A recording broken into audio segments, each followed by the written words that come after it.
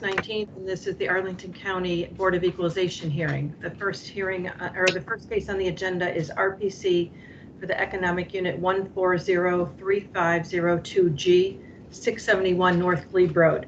Mr. Sean Venstrom is here to speak on behalf of the appellant. Mr. Venstrom, you can start with your 8 minutes and tell us about your property. Thank you.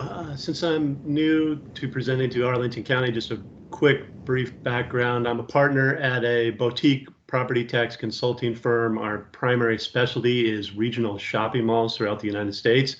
And this is why we are discussing this morning the Ballston Quarter Mall, 359,975 square foot regional mall, which is anchored by a Macy's, which is unowned, and the Macy's is not part of this appeal. It's just the 359,975 square feet. The property is currently undergoing a significant redevelopment, and as of the January 1st lien date, the property was 70% occupied with only 58% inline occupancy. Primary differences today, the income, the cap rate, and the cost to reach stabilization due to the vacancy. On page 3 of the assessors or the BOE handout, our total rental income is not too different from the counties. We're at 12.26 million versus 11.907 million, lines 2 and 3 of the counties. So the county is about 2.6% less than our rental income. Where we differ is a couple places. Other income, line item number 5 of 1,243,398. This number ties to the income and expense statement, and I believe it is entirely comprised of accounting adjustments of straight line rental revenue and amortized leased inducement costs. And the significant portion of that being the straight line rental revenue, which is about 1.21 million. And just real quickly, straight line rental revenue is an accounting adjustment. A great example is the fitness operator at the property. They signed a 15-year lease. They started the rent at $28.86 per square foot in year 1. In year 15, that rent goes to $38 per square foot, with an average rent over the 15 years of $33 per square foot. So pursuant to generally accepted accounting principles, this is straight lined in the income and expense statement that has been provided. And so in year 1, the difference is $152,000, the difference between the 2886 and the 3327. Conversely, if we were looking at year 15 of this lease, the adjustment would be a negative $166,000 because by year 15 it's $38 and the average rent is $33. Line 7, pass-through income of $617,000 in property tax recovery is included in this. I know this has been a topic of discussion this year with the board. However, line 20 appears to exclude the $1.6 million of property tax expense, and the capitalization rate isn't fully loaded. It's only loaded for the bid. In my opinion, that capitalization rate should be fully loaded if we're including the $617,668 in tax recovery. Where I'd like to go to next is page 126. This is part of my analysis that was provided to the assessor's office for the informal discussions and for this BOE hearing.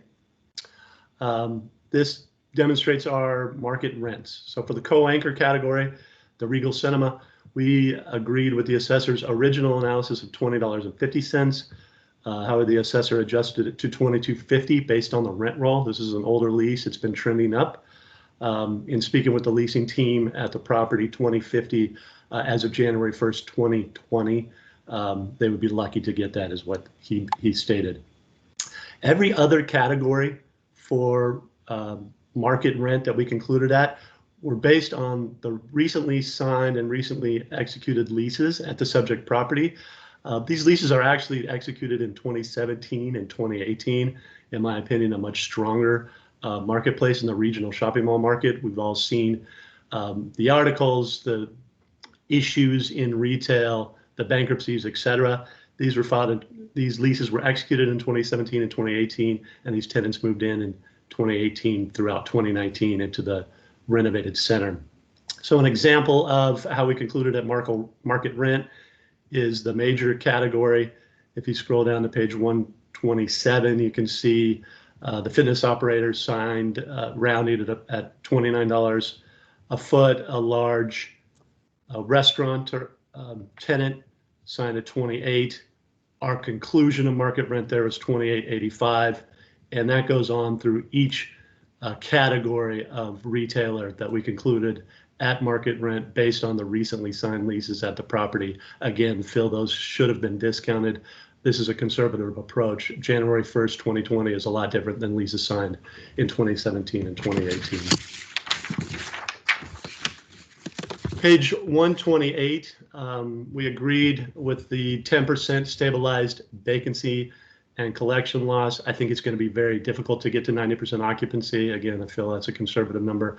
We differed a bit on the expenses. We just went with a 10% non-recoverable and management expense as opposed to adding the recoveries and the expenses. The property wasn't stabilized, and as of year end 2019, you can see they're only recovering 44% of the actual expenses. I don't think they'll ever recover close to 90%, but again, for simplicity and for this analysis, we utilize a 10% management non-recoverable. Page 131, this is the chart from Green Street Advisors. They're a consulting firm that advises on regional shopping malls for Wall Street. The subject property is anticipated upon stabilization to do approximately $350 per square foot in inline sales, a big metric in understanding the risk with respect to regional malls. By January 1st, 2020, they were doing $212 per square foot. And as you can see, Green Street pegs us at an 11% capitalization rate. Page 133 is a Cushman and Wakefield mall grading matrix. This would, just based on sales, set this mall in a B category with an 8.25% to 10% capitalization rate. Again, we concluded at a conservative 9% capitalization rate. I think there's extreme amount of risk to this. The regional shopping mall market was under extreme duress January 1st, 2020. Clearly, this is pre-COVID, but it was already very, very challenged. And with 109,000 square feet to absorb, there was a significant amount of risk as of lien date. Page 135 is our cost to reach stabilization. Again, 109,000 square feet. If we look at a market vacancy of 10%, we need to stabilize just about 83,000 square feet. We did a conservative approach of a 3-year cost to reach stabilization. Unfortunately, I think it's going to take a lot longer. We all know the mall tenants are not expanding, and it's going to be challenging. So we took a rental loss, a triple net recovery loss, leasing commissions, and of course, tenant improvements. Page 136 is our direct capitalization approach of $92.5 million is our conclusion. 138, $91.7 million for a discounted cash flow analysis. And finally, on page 141, our final conclusion, and we request the board to reduce the 2 parcels to $92 million. Thank you very much. Okay, thank you, sir. Ms. Roskin. Thank you, Madam Chair. Can you hear me okay? Okay. Yes, ma'am. Thank you. Okay. Looking at our page 3, or the summary page of the report. So we reconstructed the income and expense statements to get a better idea of what's going on with this particular property, because it was being remodeled and is going through a lease-up stage. And so if you look at our revised column F, revised worksheet, we feel that this is a good representation of the value of the property. We took a look at the average rental rate. It was emailed to you this morning. It was cut off in the report, so I don't know if you can see it. But near the bottom, you'll note what the average rental rate was for the tenants when you exclude the cinema. We looked at that average rental rate, and we used something less than less than that because of the higher vacancy. And we do recognize the vacancy is, as of January 1, it was 30.3%. As for the cap rate, our cap rate is loaded.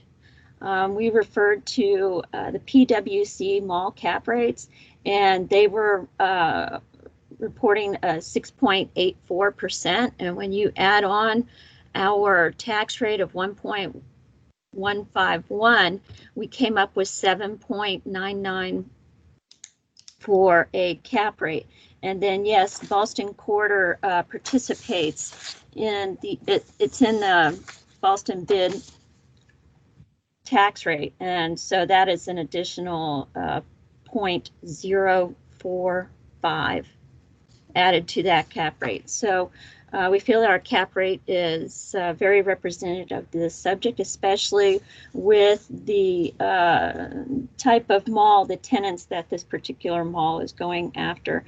A lot of the tenants have a tendency to be this boutique type tenants. Something that's different than what you see at Fashion Center Mall. Keep in mind, Fashion Center Mall, that is a totally enclosed mall, whereas, and then if you want to look at something else that's lesser than Boston Quarter, it's an outdoor venue, which is the Market Commons, but that is even something different than the Boston Quarter. However, I'm going to, that's pretty much what I have to say. I'm going to leave it open for Irving to make any additional comments for the rest of my time. Good morning, board. Can you hear me? Good morning. Yes, sir. All right. So as Lori pointed out, when you look at our guidelines in the commercial guidebook that was submitted to the board members and to the agents that we have worked with this year, on page 17, we outline the mall guidelines. We give information about the mall cap rate in which we use, and we refer to PwC because this is a publication that we were able to get sufficient information from. And so actually the third quarter of 2019 showed that Class B plus cap rates was 7.03%. And so that is what we relied upon, even though this mall was renovated over the past few years, where they took an outdated mall and brought it up to date by tearing off the roof on a portion of it to have a somewhat open floor plan. They still do have a lot of the mall that's under roof. So it's not a complete outdoor mall. The property was valued based off cost approach in the past few years due to this renovation. Even last year when they had completed renovation, we didn't have much rent information or leasing information on the subject. So we continued to value it on the cost approach last year due to that. Over 2019, we received more information about tenants that were signed in 2017 and 18, tenants that moved in 2018 and early parts of 2019, as well as tenants that were signed in 2019 and expected to move in 2020. What we gathered was that most of the tenants were entertainment tenants. Most of the tenants that have signed are restaurants. You have True Food Kitchen, you have the Boston Hall, Boston Quarter Food Hall that opened up early on. You have the fitness center, you have a bowling alley. But what we don't see are the retail stores. And that was something that was presented to the agent during the department hearing. With most malls, you know, you can get an idea of what direction they're going in based off the tenants that they sign. Boston Mall was a mall that had a Foot Locker and other well-known stores before they did the renovation. But since they reopened, all of the retail tenants have been small boutique tenants. And so that was a question to the agent. What direction is this mall going in? You know, what tenants are they reaching out to try to sign? And that was information that we couldn't get. I mean, we even noticed that they compared this mall to a mall in Silver Springs. I can't remember the name of it, but that mall has a Burlington Coat Factory, a TJ Maxx, and other discount stores that we're familiar with. And I asked the agent, you know, are these tenants that this mall is going after, or are they going after, bigger names that occupy spaces such as Tyson Corners and Fashion Center? So without that type of information, we try to look at what they had in place, as well as what is the retail rent for retail stores in the Boston area in general, and go with a more conservative number. I think the rent rate that we're using is very low compared to comparable shopping centers such as Market Commons and Fashion Center. It's probably even lower than what you'll see at Pentagon Road, which actually does have discount stores such as DSW and other discount retailers like that. So we were very conservative in our approach as far as the rent rate. Lori did use or account for the pass-throughs that they reported. As we've stated before, we don't project the pass-throughs. We go off of what is actually reported to us. And we feel like that's the best way to handle that income. And again, the cap rate is 100% tax loaded. If you to take that 7.03%, which is Class B plus mall, reported by PwC, third quarter 2019. If you take that rate, you add the 1.151 tax rate and the bid rate, the rate that we apply to this property is actually higher than what you would get. It's not many, but it's about 8 basis points or so higher than what you would get if you'd add the tax rate to that 7.03. That's my time. So we'll just answer any questions that you have. Okay, thank you. Questions from board members? Mr. Lawson. I have one for the applicant and one for the county. For the applicant, is it now an established fact that Macy's is going to close? At the subject property, I'm not sure. Okay, for the county, there was a benefit package that Arlington gave the mall owner. Does that impact the taxes at all? I'm going to have to defer that to Irving. I think it does. If anything, the tax value impacted the benefit that they received. It was a TIF, yeah. So the tax value, and I'm not sure how long that runs, but I know that is something that was paid attention to over the years. The assessed value of this property and the TIF, they were connected.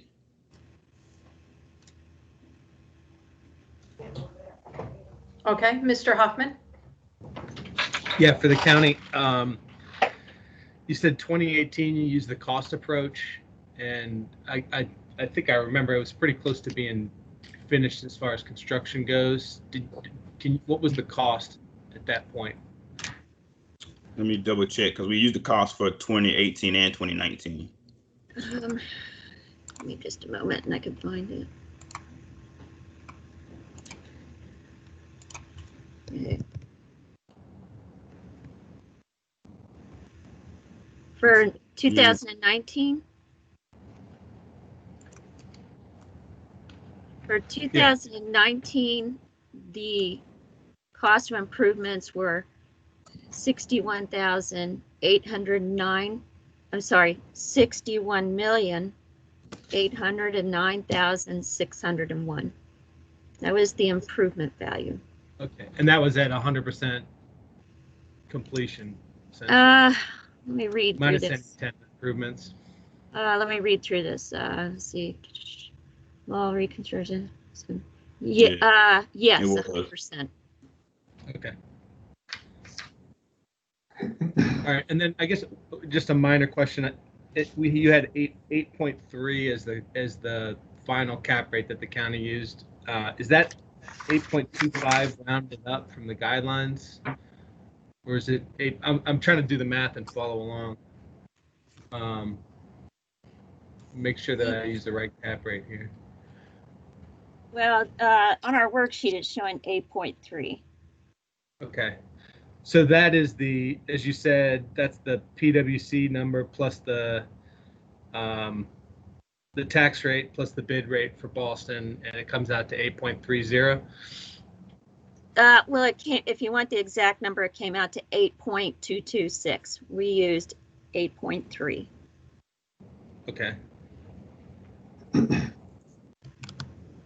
Okay, thank you. Mr. Metzgen. I have a question for the department.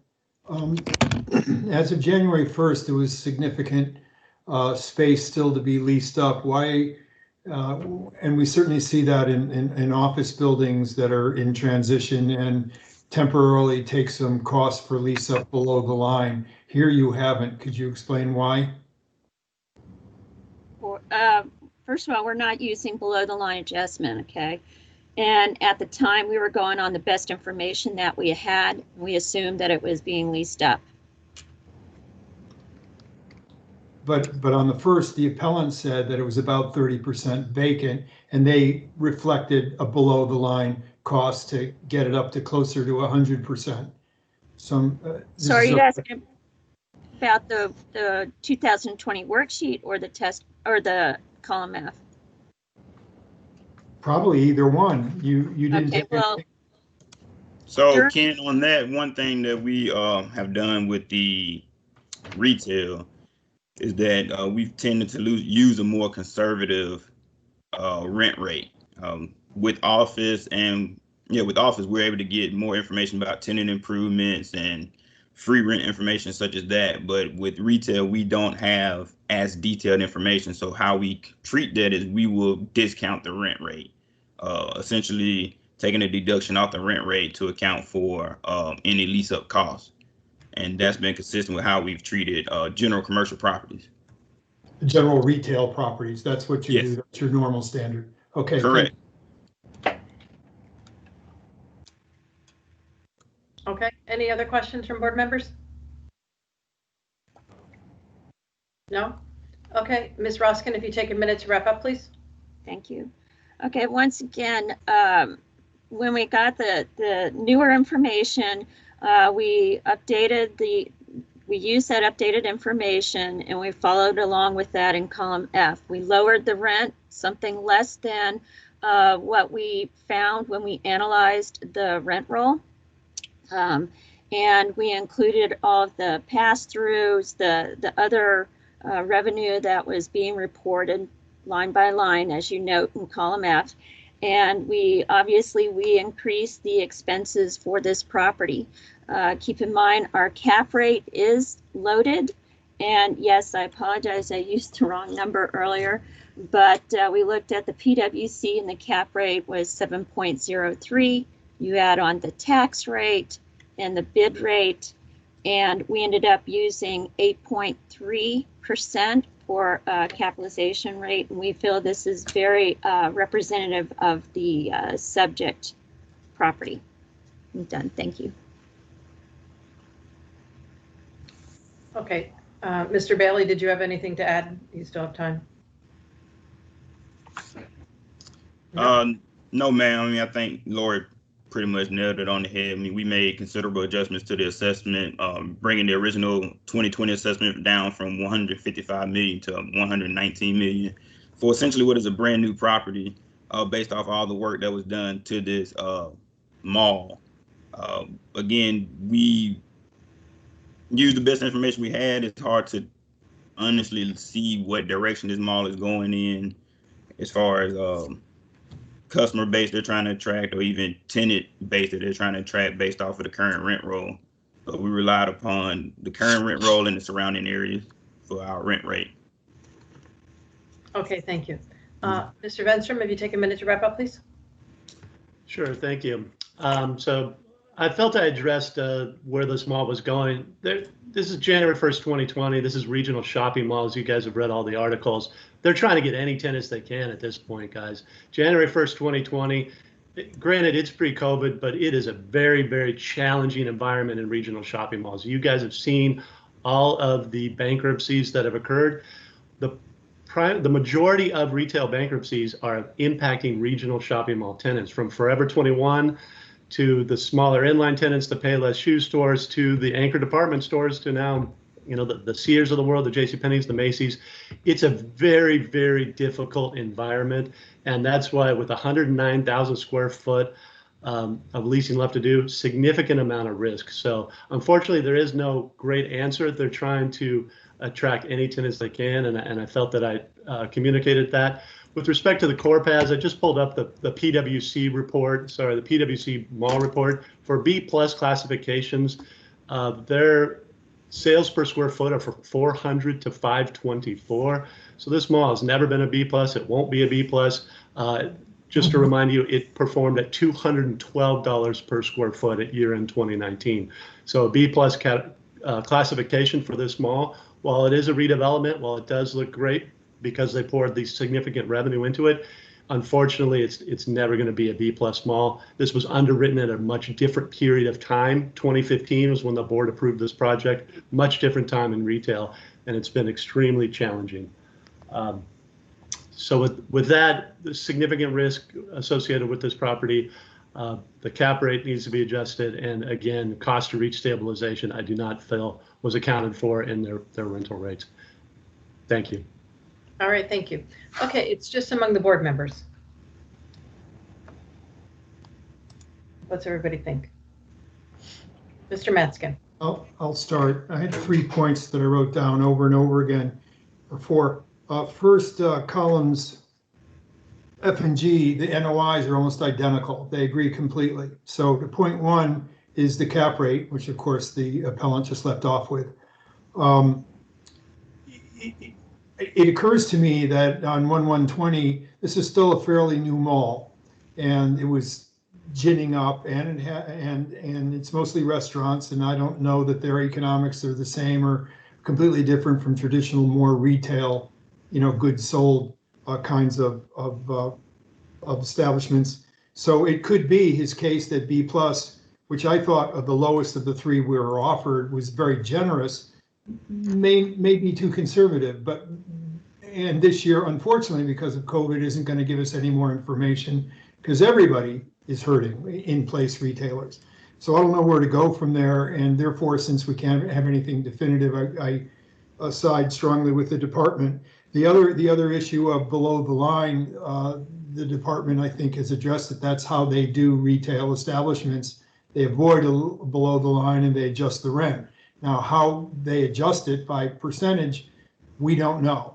But again, there's nothing definitive to say that their percentage decrease in the average rent is deficient. So I still have to go with them.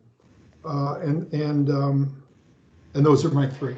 So I'm come to the conclusion with some strange times in a new project that we have to stay with the revised valuation of the department. Okay, thank you. Mr. Hoffman? I think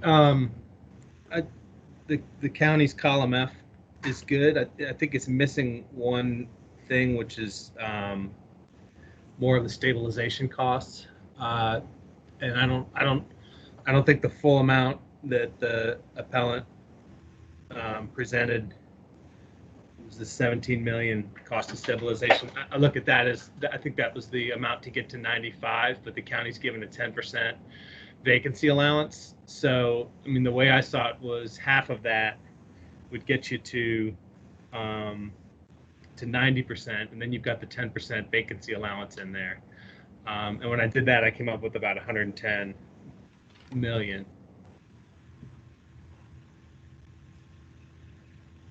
The rationale from the appellant looks good to me as far as how they came up with those numbers to stabilization. I just think you want to take it to 90% and not 95, because otherwise you're double dipping on that vacancy allowance. Mr. Metzger. Greg, I like that rationale, except that the department says that they've discounted the rents. And so we have to load them back up, I think, to maybe experienced rents in order to take your approach. Again, that was a very big one on below the line. I thought that was extremely appropriate. But then we have to go through the rent rolls once again in order to accommodate what I share with you is a pretty good idea. Yeah, I mean, probably a bunch of those tenants are going to be under forbearance agreements by the time we have year. this discussion next year. So, I think the discounting the rent's probably appropriate. Okay, Mr. Lawson? Yes, thank you, Madam Chairman. You know, before the renovation, this mall was struggling, and the owners came up with this idea. And I was involved in a whole bunch of meetings that were held between the ownership and neighboring citizens and so forth. And the reaction was very negative to this proposal. And I actually reached out to the owners and said, you might want to rethink this. And, for whatever reason, Boston with um, uh, has had issues with their retail. And I think the old mall was really struggling. The owners got a residential high-rise building, which offset, in their mind, some of the cost of doing this. They also got a break from the county, and yet with all that, before the COVID, they were way behind on their expectations on how this would lease up. And I know we're very reluctant to change the county's cap rate due to the equalization that we're charged with. In my thinking, this is a unique property. There's nothing like it in Arlington. And I agree with an awful lot of what the applicant suggested. And I think we should even go further than what Greg suggested. But I would go with Greg if there's no other support to a greater lowering. Thank you. Okay, thank you. Others? Mr. Hoffman? Yeah, just one other comment on the cap rate, because we do have different cap rates in the guidelines for the different malls, and there's not a lot of malls in Arlington. So I would feel really uncomfortable if like this was the one that was the lowest cap rate in Arlington, given that Pentagon City's got such an established history and long time operating history in its current state. But it's not, it's on the other end of the spectrum. So it's actually the highest cap rate for all the malls. And I think B plus is given the quality of finish, the build, the architecture, the demographics, which is probably the most important thing of the neighborhood, and the trend of what we have, which is more residential and more commercial office that's being built and occupied around that immediate vicinity. It's just in a transition right now. This is going to be an A+ mall. It's B+ now only because it's in a transition phase, but we're going from an era when traffic counts were really important to now how many people are there during the daytime in office jobs and how many people are living upstairs from the mall that are going to go down and frequent it and spend money and what their incomes are. So I think as the apartment buildings fill up, as the office space fills up, it's going to continue to do well. So I'm comfortable with the county's cap rate, in short. Okay, Mr. Hoffman, can you just walk back through what you had done and how you got to Yes. the 110? I didn't Okay, get I it. try to make it simple here. Starting on column F, revised worksheet, we have the county at you're slow. 119, 337, 988. Okay, so I started with that, and that's based on 10% vacancy allowance. Then I go to page 233 or 232 of the package, which is Mr. Venstrom's analysis of cost to reach stabilization. And he comes up with a net present value of $17,583,092. And that's to reach 95% occupancy. So if you want to reach 10% occupancy, my logic is cut that number in half and deduct that from the bottom line number that the county came up with, and I get 110, 546, 400.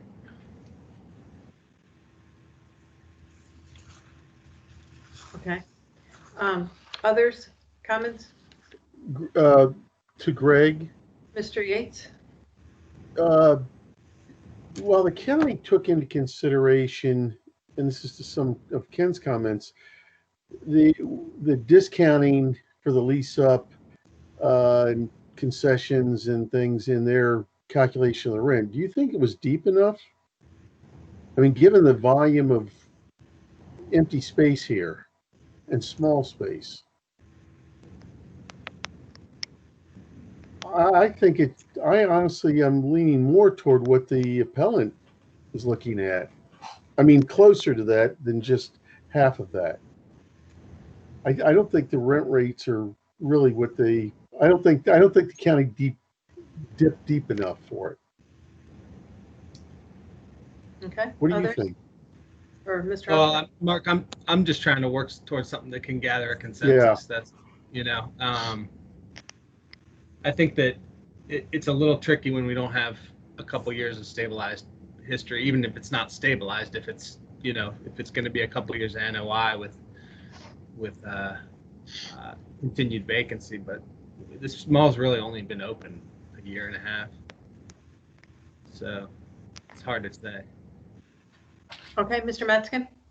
I want to add on to that directly. I'm sympathetic with trying to find some way to make sure that this mall makes it, and in some small part, it would be the amount of taxes that they pay in this transitional period, because it can be a real community asset. Oddly enough, I live a 5-minute walk away, so it's personally an asset to me.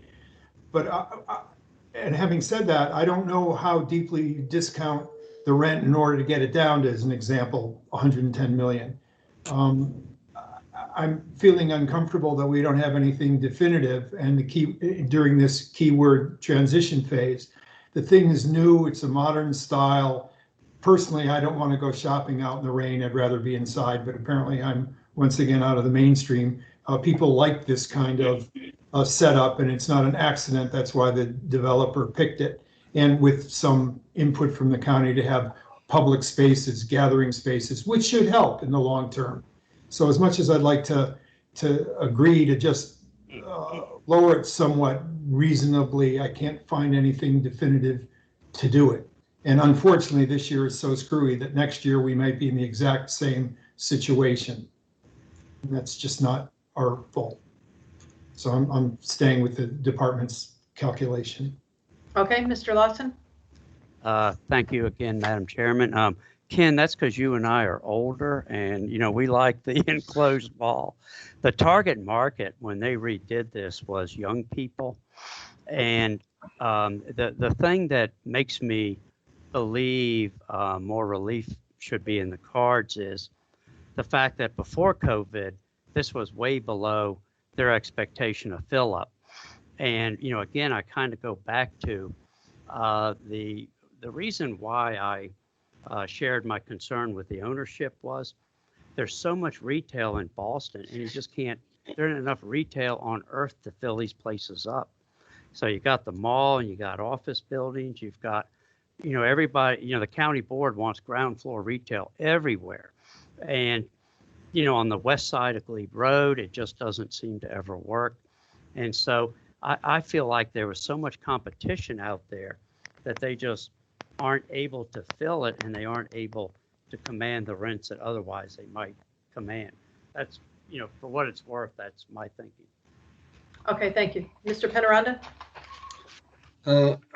Well, initially I felt the same as Ken, that, the county, I think, did appropriately, they made a reduction on the rents to be able to stabilize. I wish we could do a below the line deduction like we do with, office spaces.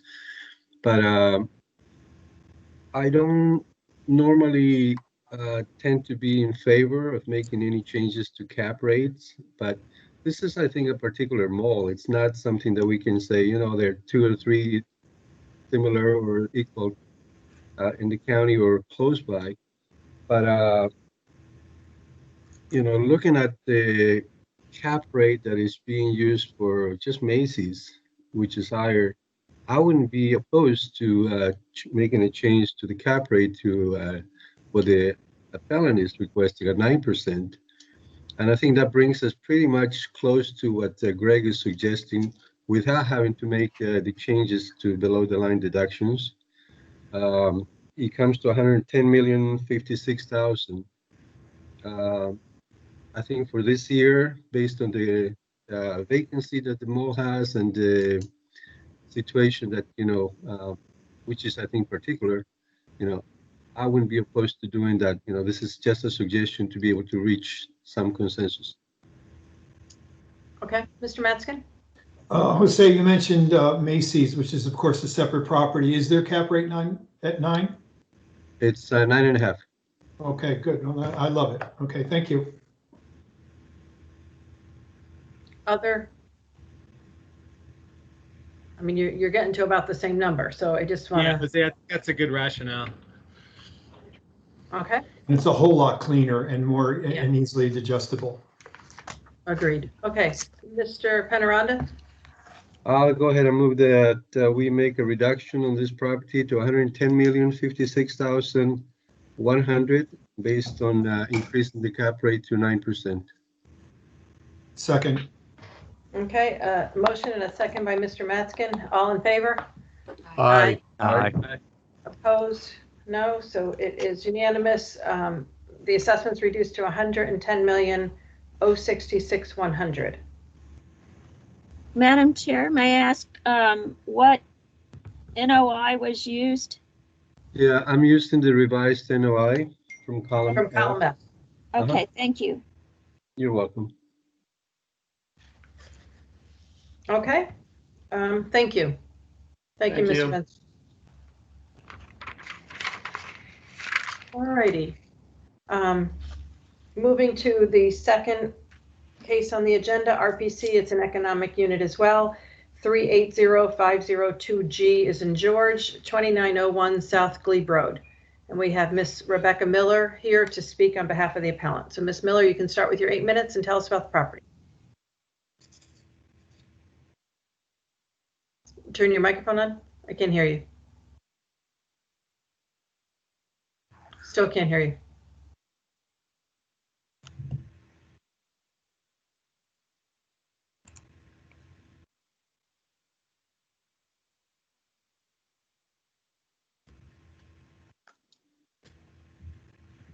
Hey Mary, it's Jeremy Chidlick. Can you hear me? I can. Do you want to skip a case to Blake's, and then we can come back to Rebecca when she calls in? Are you okay with that?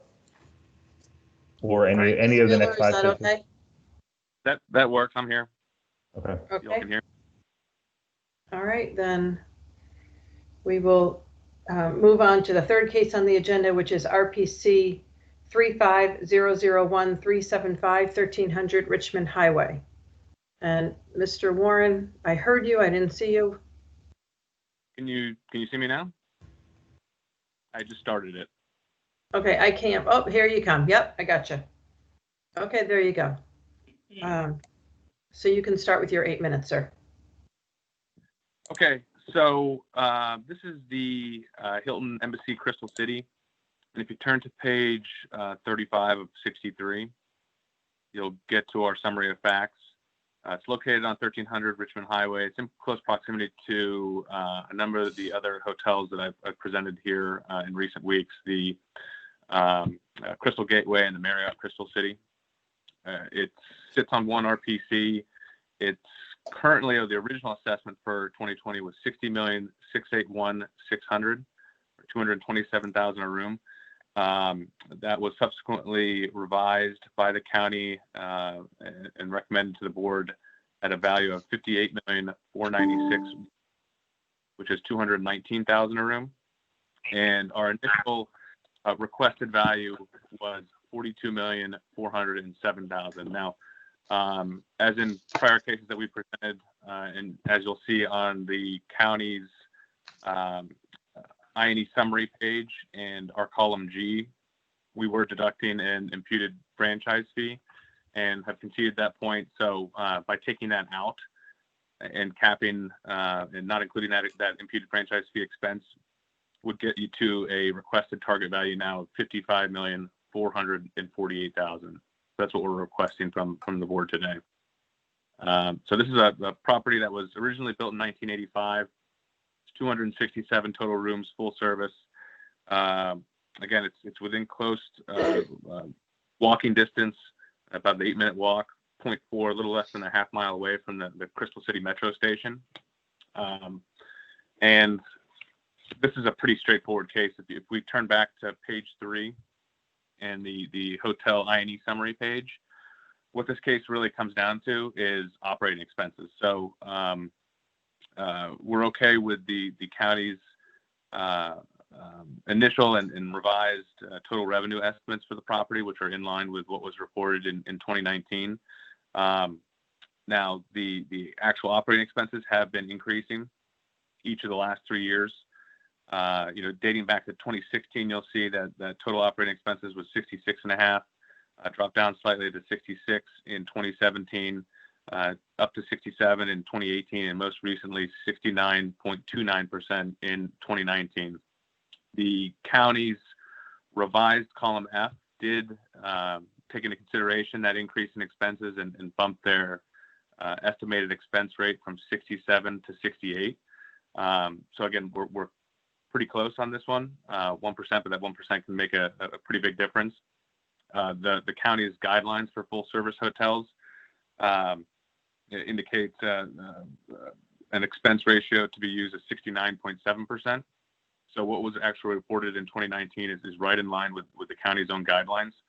And you'll see that NOI is trending down each of the last 3 years as well, from $5.6 million in 2017, $5.2 million in 2018, and most recently $4.8 million in 2019. So again, all we're asking for is additional consideration to the actual operating expenses and where this property is trending. And again, by taking that imputed franchise fee that we had initially had in there out, you're looking at what was actually reported in 2019 at the subject property, which would put the value at $55,448,000.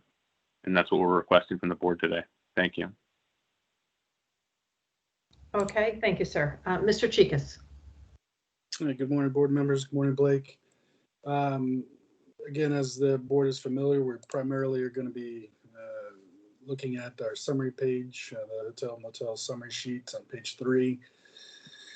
As again familiar with how we present our properties, we're looking at what's going on with the property, and not only the most recent year, but historically over the last 3 years.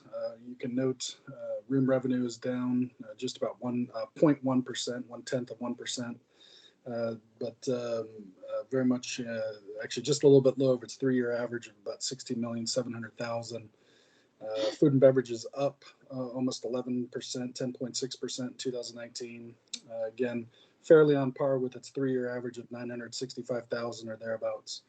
Miscellaneous revenues up 3%, 3-year average of $1.2 million. Again, pretty much on par with what's been achieved historically. And total revenue is up just shy of 1% at 0.7% of 1% in 2019, again with a 3-year average of approximately $18.9 million. As Blake noted, operating expenses did tick up 4.2%, but I think it's important to note it's the most they've achieved in the last 4 years.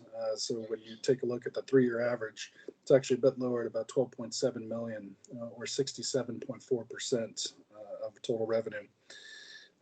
I noted this was mostly attributable to room and food and beverage expenses. The owner doesn't list items by line. It's basically a grouping of the subtotal, so we're not sure exactly what caused the increase in room expenses and or food and beverage, but it does make sense given the large increase in food and beverage revenue that there would be a corresponding expense associated with that food and beverage. Now, on that same token, I would think there would be a little bit less of an increase in the departmental expenses attributed to room as the room revenue actually ticked down. But I'm not sure exactly what line item caused those things. There was also an increase in the personal property or business tangible checks of approximately 80,000. For those who aren't familiar, that's essentially something that goes up and down over a number of years, with the first year being the highest amount that's going to be reported, as this is due to depreciation of the personal property goods that are reported to the Treasurer's Office. So we don't expect that to maintain a value of $80,000 over the next couple of years. Moreover, it was a spike in 2019. That led us to the net operating income, which, as Blake noted, was down in 2019 by almost 8%. As you'll note in the comments, and as reported by the owner of the property, in the 2019 year, almost $10 million were spent on renovations to the guest rooms and bathrooms. And again, if we look back to what went on with the room revenue, you saw a decrease in that. You can also see there's a decrease by approximately 1.5% or so of occupancy. So again, a correlation between the money that was spent on the property and the revenues achieved at the property. As we've seen earlier cases this year, again, there's a fair chance that in a normal year, you would see a uptick the following year of the capital improvements. As of course, there's an expectation of return on investment in regards to occupancy, and if not occupancy, then at least the average daily rate. When we looked at the newly received 2019 income and expense questionnaire, we did put out a revision, as Blake noted, that is seen in column F.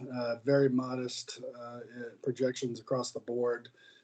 Less than 1% in all categories of revenue sources, leading to essentially a total revenue projection that's near identical to what was achieved in this past year. Again, if we're looking at a 3-year average for the expense side, you're at 12.7 million. We're just shy of that at 68% of total revenue. Again, while we believe that there would be some correlation between increases in the food and beverage and room expenses, that one-time spike in the personal property should be smoothed out in 2020 going forward for the next 4 or 5 years. So that would account for the difference there, just about $20,000 shy of the 3-year average. As far as our projection for net operating income, you can see that the property had not achieved less than $5 million over the last 3 years prior to this year. But again, that makes sense given that the revenues were down, or constrained at the very least, due to the renovations and a 4% increase in expenses. But we do believe that given the expectation of an increased revenue flow due to the renovations, that the NOI that was achieved in 2019 is a bit of an anomaly. So a projection upward back into the $5 million range on the net operating income, very much in line with the 3-year history, 3-year average NOI of 5.2 million. We're quite a bit below that with our projection that you can see in column F. Given the information we've relayed, given the renovations going on at the property, but given the historical performance of the property, we do believe that column F should be confirmed at 58,496,100. Thank you. Okay, thank you, gentlemen. Questions from board members? No questions? Okay, Mr. Chikas, anything else you need to tell us? No, we just believe that the revision is sound based on the historical operating performance, and again, given the renovations occurring in the 2019 year. Thank you. Okay, thank you. Mr. Warren, anything else that you need to tell us in your final wrap-up? Yeah, so just response to the previous renovations. So there have been renovations done in the last year or so. And as you can see, it hasn't really negatively impacted occupancy significantly, down from 1%, 85 the prior year. And as you can see, revenue is pretty stable as well over the course of that time. And then just also a comment regarding the fixed expenses. And as you can see, they're up, up to 335,000 from 232,000 a year ago, which Chris mentioned would be just a one-time bump. Now, these are due to some of the replacement of FF&E because they've been fully depreciated. So last year, if you looked at this assessment, they were deducting a total personal property allowance below the line of 2.6 million. That's up to 4.2 million this year, and that's again because of the some of the renovations, new FF&E that has not been fully depreciated. So it's not going to be just a one bump year. You went from last year, which you had FF&E in there that was fully depreciated that needed to be replaced, to now brand new FF&E, which will slowly be depreciated over time. So that's not just a one year bump of cost you're going to see. It's going to be higher. Now it'll be lower likely than it was this year as it depreciates, but not it's not a 1 year blip in higher fixed expenses. These are fixed expenses. They're going to be at this level for the foreseeable future with those new replacements in there. So that's it. Thank you. Okay, it's just among the board members. What's everybody think?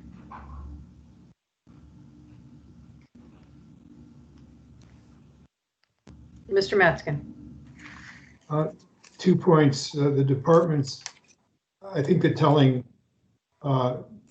department rationale is that the NOIs are smoothing out and very consistent over a number of years is very, very compelling to me. Although all the constituent parts, except for the franchise fee, suggest that anyway, but it turns out that it's a very consistent number, so I'm very comfortable with it. And the last note that the appellant made about whether it's a one-time bump, fully, partially for the personal property write-off below the line is a reasonable one. And if we're back here with them next year, we'll have to take a look at that. But for now, it is what it is, and the department agrees with the appellant, and all is good. And therefore, I'm very comfortable with the revised department valuation. Excuse me. Okay, thank you, Mr. Huffman. Yeah, I'm okay with the revised number as well, just to be short, but and on a per key basis, equalized with some of the other properties in that submarket, it's kind of on the lower end. 219,000 a key, so I think it's fair with the other properties, and I think location wise, this is going to be a dynamite location long term, so there's not a lot of prevailing headwinds against this hotel. Okay, anybody else? Mr. Penaranda. Thank you. I pretty much agree with Ken and Greg. I think the county did a very good job. I know Mr. Chicas has been I have to commend him. I think he's been great at doing these reconstructions and the assessments to coincide with the actual market. And, I don't really see where we can make any further adjustments in this. I think the revised assessment is appropriate. Based on the NOIs from the past, if we make any changes, it would be just based on 2019, which I don't think it's a good way to do it. I agree. Mr. Lawson. Yes, ma'am. I'm also good with the county, and I tinkered around with column F and column G, and ended up right where the county is. Okay. Well, with no further discussion, does somebody like to make a motion? Sure. Mr. All right, Hoffman. I'll motion to confirm the county's reduced assessment at $58,496,100. Okay, I'll second. Motion and second by Mary Dooley. All in favor? Aye. Aye. Opposed? Okay. It's reduced to the county's recommended number in the test of $58,496,100. Thank you, Mr. Warren. Thank you. Thank you, Blake. Okay, Ms. Miller, is your microphone? Can you hear me now? I can hear you now. Okay. Good. All right. Okay, good. Sorry about that technical difficulty. That's all right. We will go back then to the second case on the agenda, which is Economic Unit 380502G, 2901 South Glebe Road. So, Ms. Miller, you can start with your 8 minutes. All right, thank you. The subject property is a neighborhood retail center that was constructed in 1958 and renovated in 2011.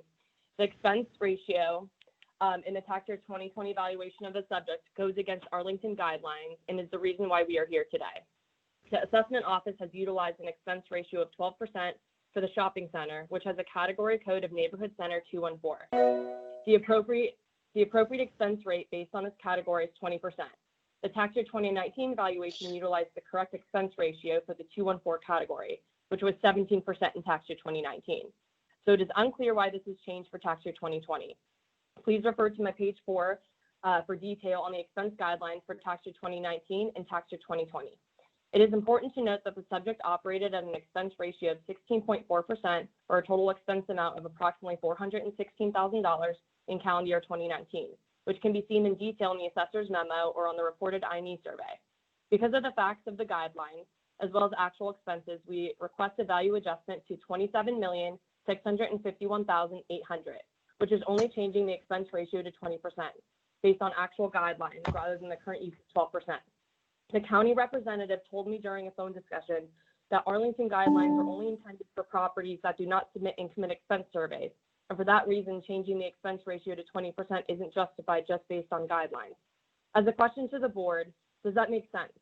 What if we have a case study of 20 retail centers? All code is a 214 use code, and 19 properties have a 20% expense ratio used in the assessment and only one doesn't.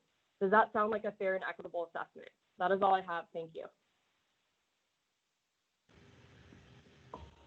Okay, thank you. Ms. Roskin. Thank you, Madam Chair. Okay,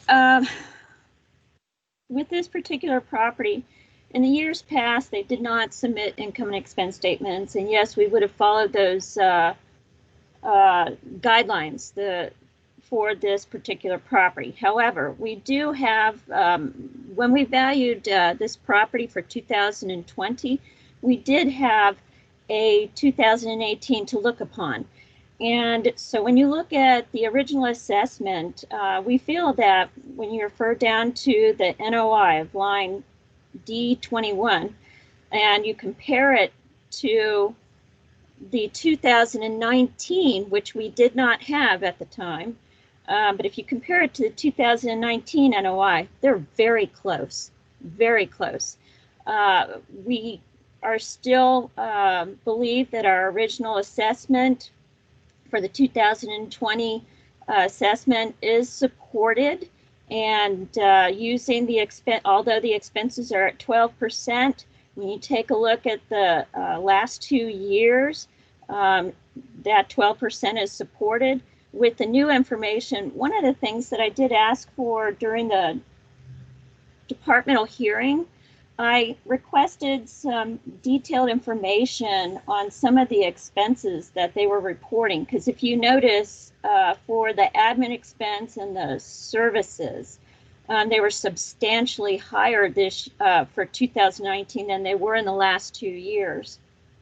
And I did not get that information from her until after this report was prepared.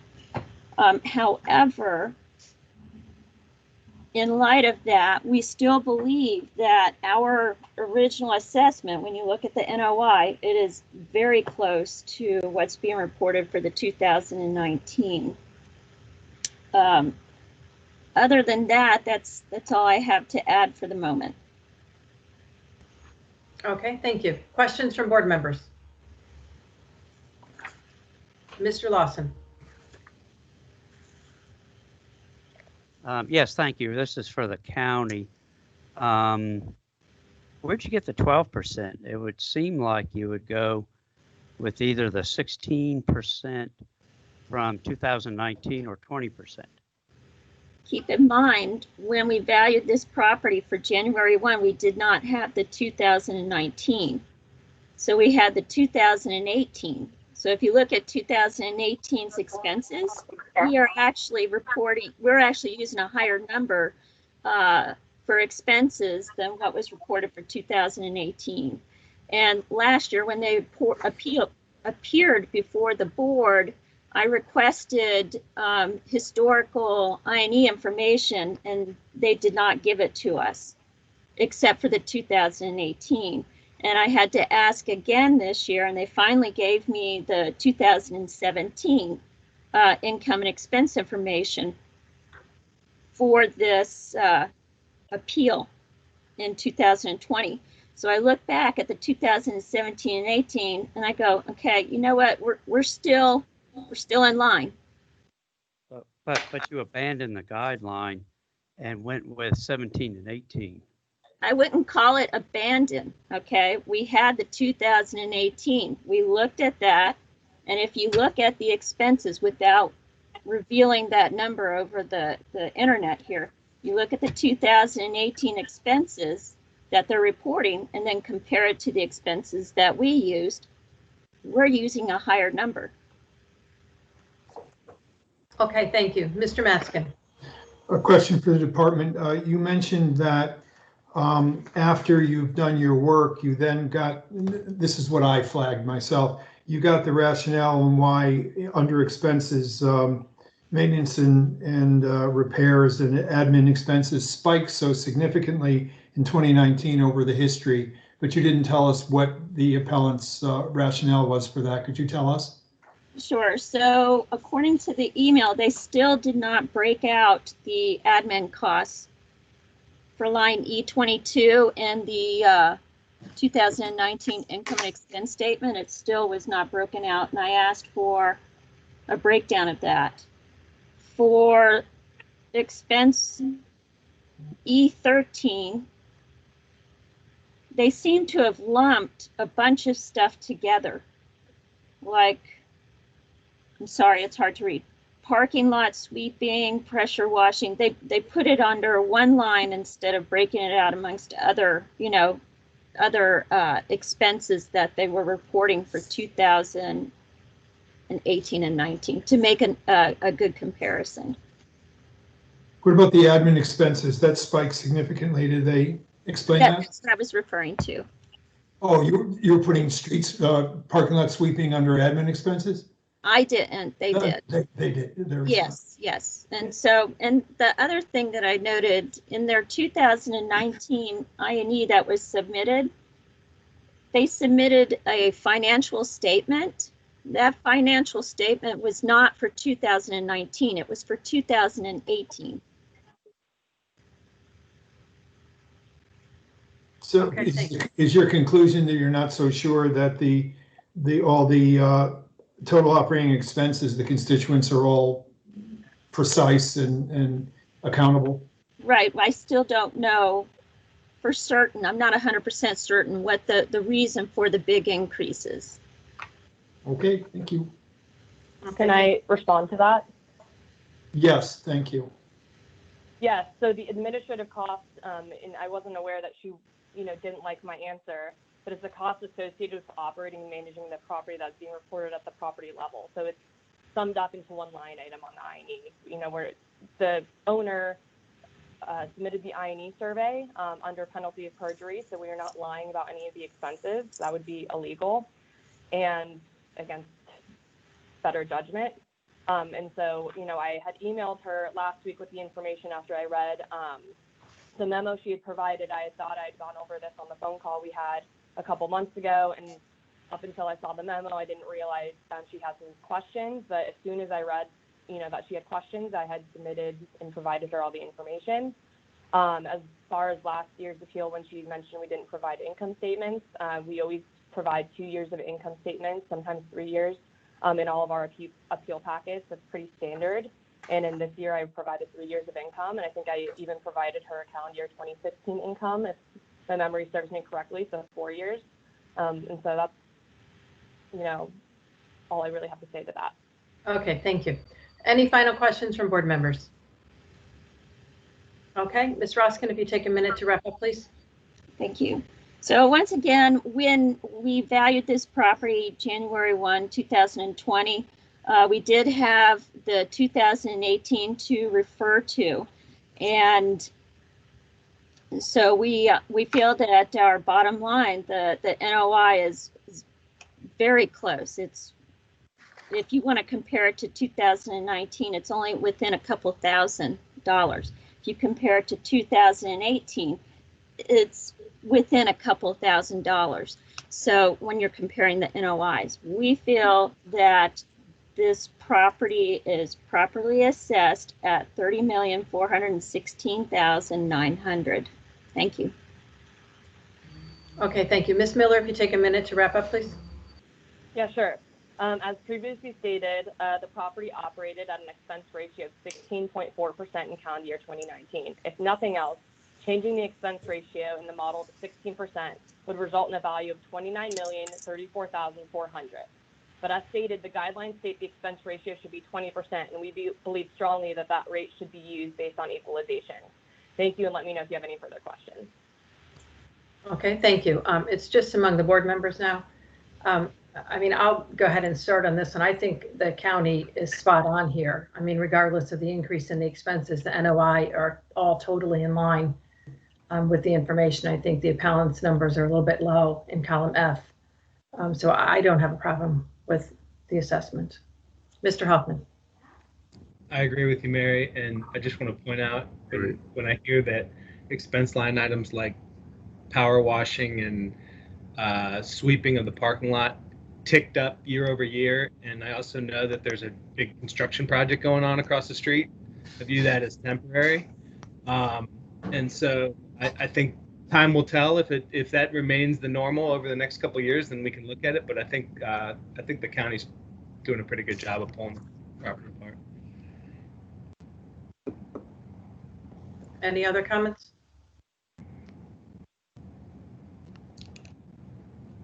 Mr. Penaranda?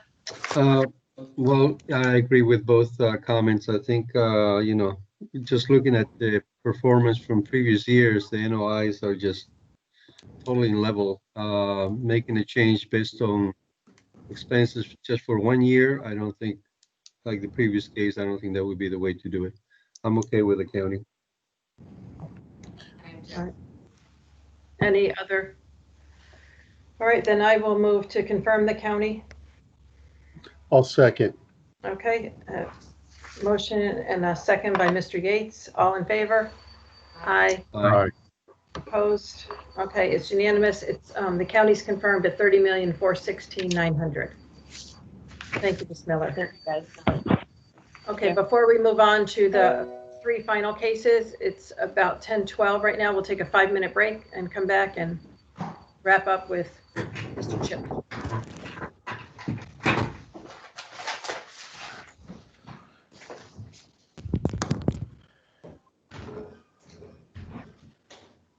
Another hour.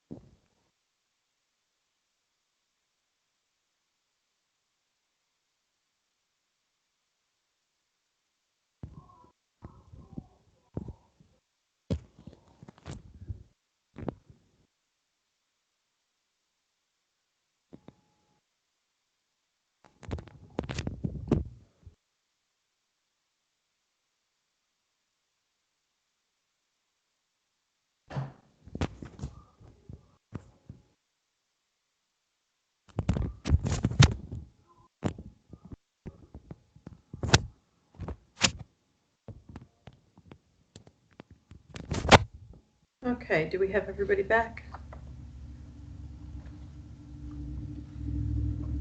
I believe we do. Okay. Okay, moving to case 4 on the agenda, it's RPC 34020232, 1801 Crystal Drive. And Mr. Jeremy Chitlick is representing the appellant. Mr. Chitlick, you can start with your 8 minutes. All right, thank you. This case is an interesting one because I think Chris and I pretty much agree. For the most part, there was one thing where I noticed on the test column, which I believe is actually an error, and if corrected, would get us to an acceptable value. And let me start by pointing out where I believe that error took place. If you look at page 3, you'll see the 3-year history, and then the assessment, and then the 2019 attest and the pro forma.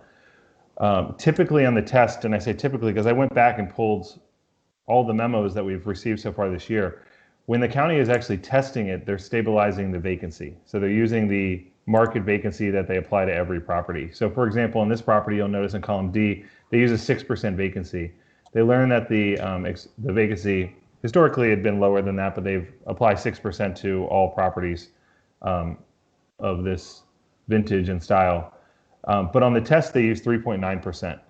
And again, I went back and pulled the other properties where we received a test. You don't receive a test on every property, but on properties where we receive a test, and on those properties, they were stabilizing the vacancy at 6%. A stabilization of the vacancy of 6% would indicate a value of $69,497,794. And that's using strictly column F with a 6% vacancy instead of a 3.9% vacancy. That number is kind of the middle ground between where we are and where the assessment is. So I think that is a reasonable figure. Now, I'll continue in case you don't agree that that's the correction, so you can make your own conclusion. But the property is a high-rise property on Crystal Place. We have the history here, and this is an equity residential property like the rest of them are today. So when you focus on that page 3, please note that yes, there was an expense bump in 2018 and 2019, and we've all been around long enough even this year to understand why that is. And you'll also notice that there's a GPI bump in 2018 and 2019. The GPI bump is because of the RUBS. You'll see none were reported in 2016 and 2017 when expenses were 1.4 and 1.3. Then the RUBS started being reported at 340,000 and 330,000, and the expenses went to 1.7 and 1.7. The original assessment used expenses of 1.5, but as you see, that has been corrected to use the correct expenses of about 1.7. So what this really comes down to, his gross potential income is a bit high. He was originally using $5,885,000, which was higher than any of the last 3 years. He then learned that his expenses, the actual income was $5,863,000. So he was only high by about 22,000, which considering the numbers is quite impressive. And then when he retested, he said, you know what, I was high by about 20,000, but let's make myself high by 60,000. So that was a bit of an overstep, I believe. On the test column, the 5.9 million in GPI is higher than the property has ever achieved. And you'll see there with the 4-year history. So when Chris did a really good job of predicting what 2019 would be, he was right on the number. But of course, he then, for some reason, made the adjustment. I don't know why that adjustment was made, but it was. So that adjustment there with the test to get the correct GPI, and then of course the correction of vacancy, which I believe is plain error. All properties that we've received test columns on have taken the stabilized vacancy, but for some reason this one did not receive the same treatment. So those are the main issues that are left in the case. Chris really answered the expense issue by capturing expenses, well supported by actual, which I appreciate. Okay, thank you. Mr. Chikas. Yes, ma'am. Looking at the property, we see apartment revenues up year over year over year, 3 years in a row, with the 2019's increase of 2.5%. For a 3-year average of just over 5 million.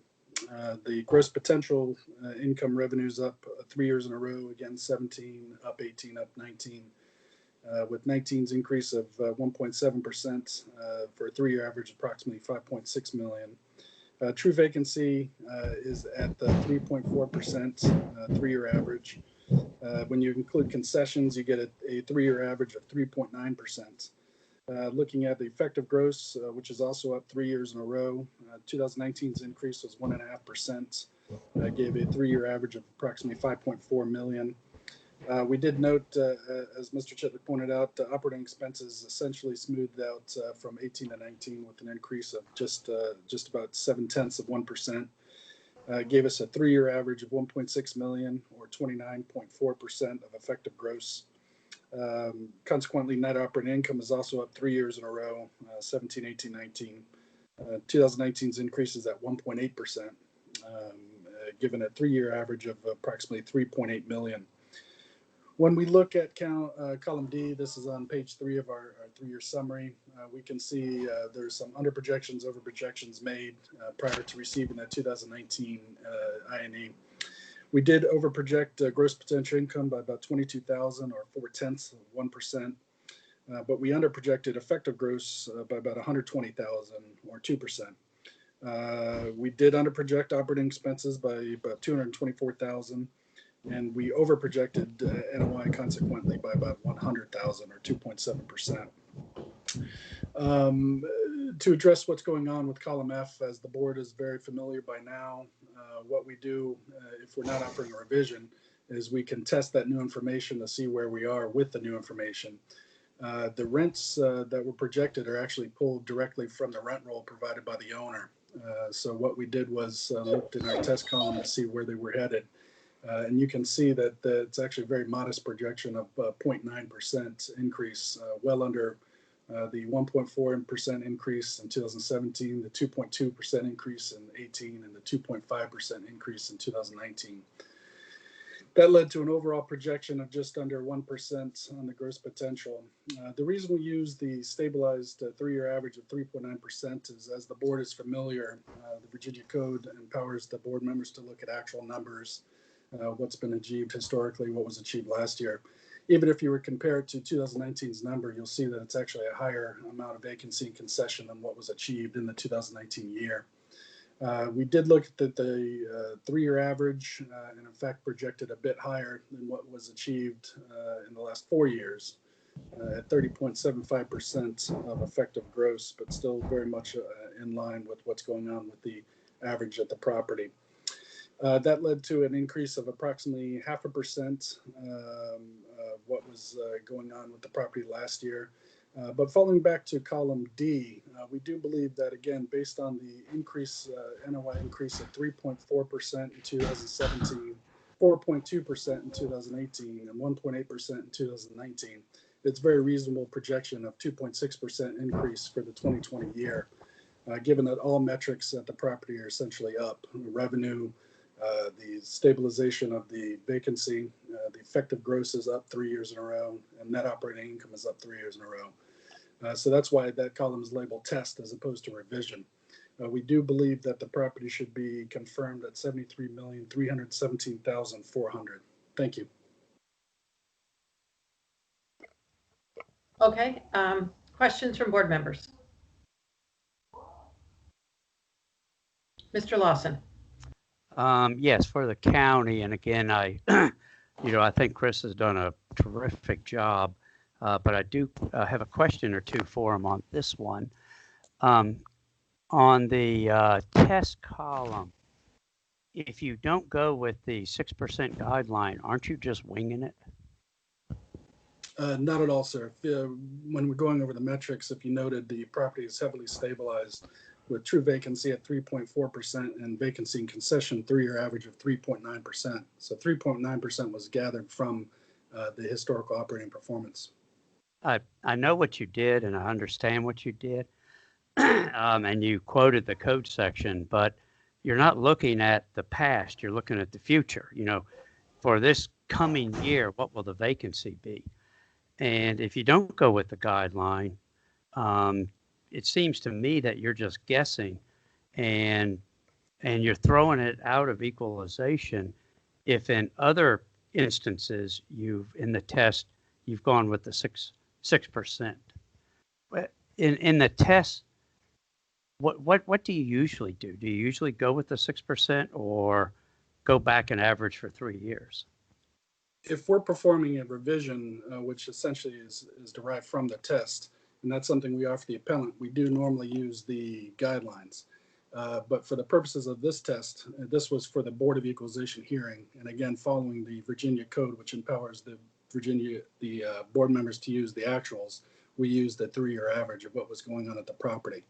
So rather than pick and choose what was helpful to the county, we use the actual revenues, the actual expenses, the actual vacancy and concession to arrive at a actual NOI. Not to be argumentative, sir, but I would obviously point to the futures is essentially predicated upon the past performance. So it's not a wild projection based on the 4 years that we see. Barnes, can I answer your question? Sorry. Yep. But again, the question is, the applicant has said that in other tests that they've looked at, you've gone with 6%. I think he's referring to revisions, not tests. Every column F we've received has the stabilized guideline vacancy rate used so far this year and last year. I've never seen this happen in the past. So again, I think he's referring to revisions, not tests. Column Fs.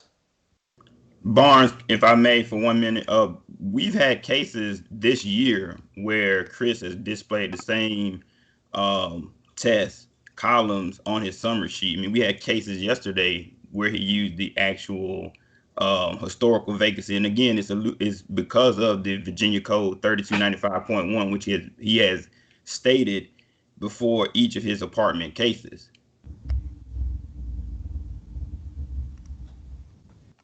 Right, and this is more for discussion because we've seen this before where something's stabilized, it doesn't default directly to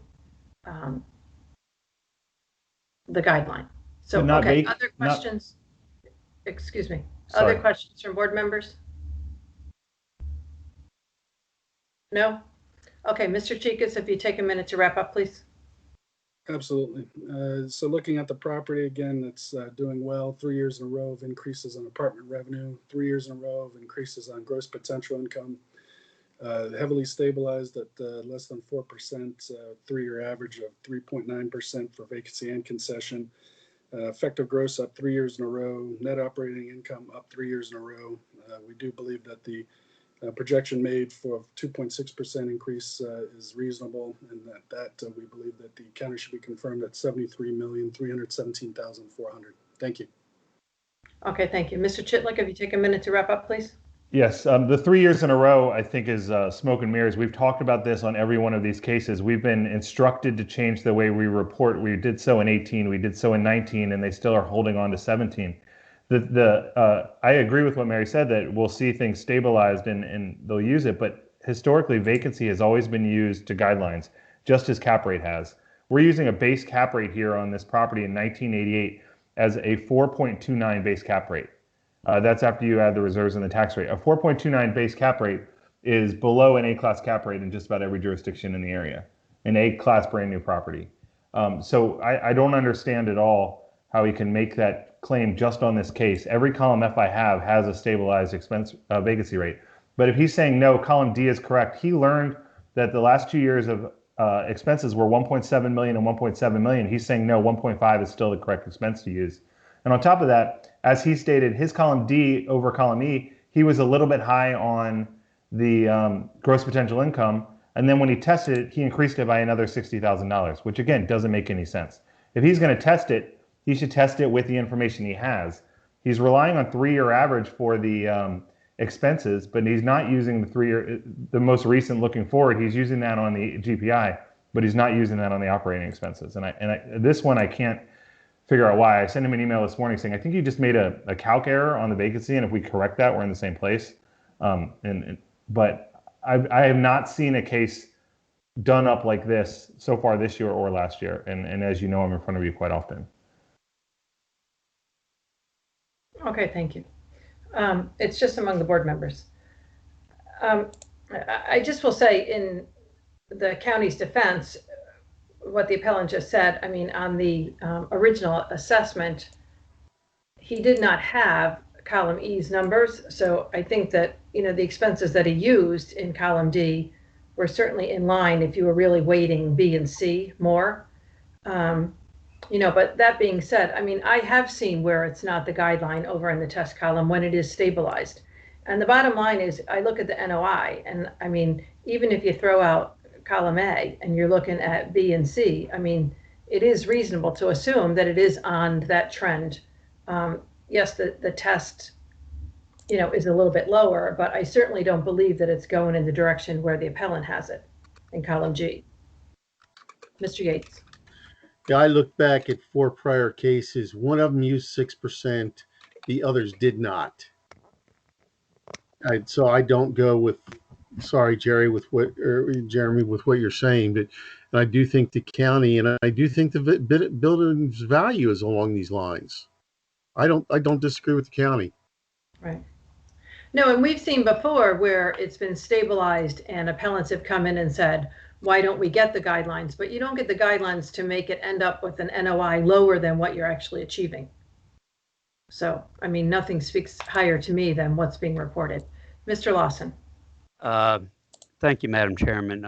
My asking the question doesn't indicate my answer or the way I'm going to end up. I wanted to question Chris, and he satisfied me, but I did question him pretty intensely. Well, I guess the only question I have at this point is, should we go with the test value? Yeah, what does everybody think? Mr. Matzkin. I was thinking about that because in column F, the apartment income increase was modest, and the department had mentioned that relative to history, and so I was thinking, well, that offsets a too low, whatever that means, vacancy rate, and so it comes up the same.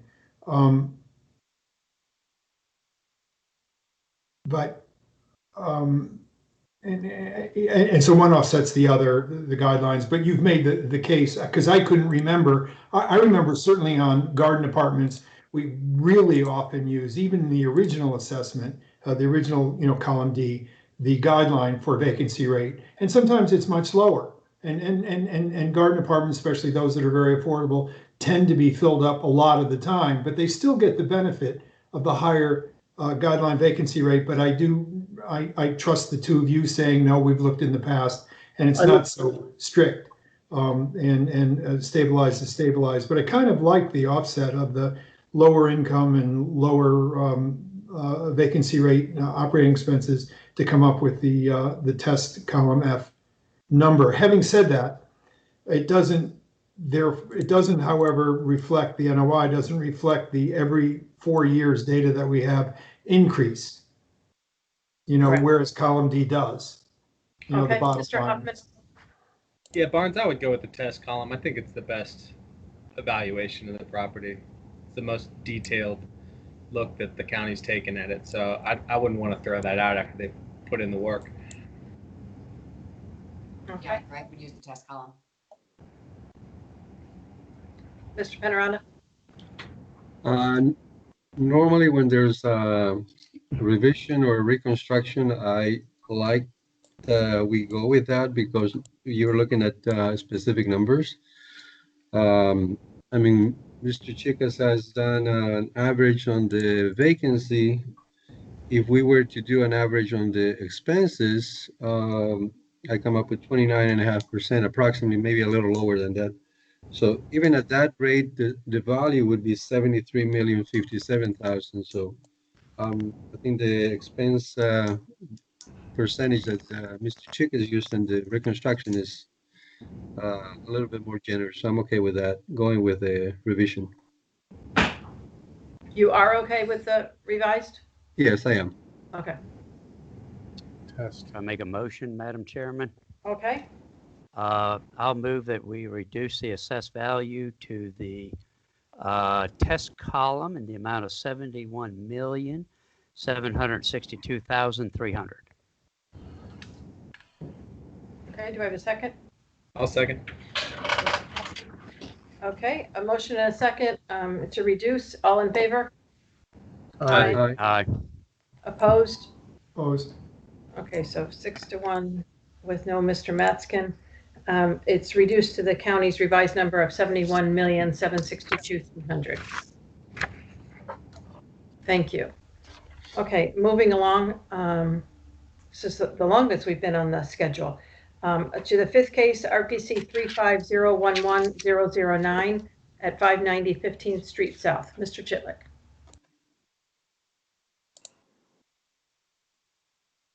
Sorry, I just had to unmute myself.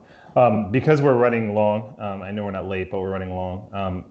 I want to talk about something quickly, which is how Equity Residential is reporting this case and last case and the next case. And I say that because when we focus on 3-year averages, we were instructed by the assessor and the board and really everybody to change the way it was reported if we want fair consideration. And that's what was done for calendar year 18 and calendar year 19. So when you see an increase in expenses like you do in this case or the last case for calendar year 18 and you see it for calendar year 19, you realize that's not just because the property became more expensive to run. It is that they are now reporting the way the county has instructed us to report. And I understand that it takes time to stabilize, but we have 2 years of that now.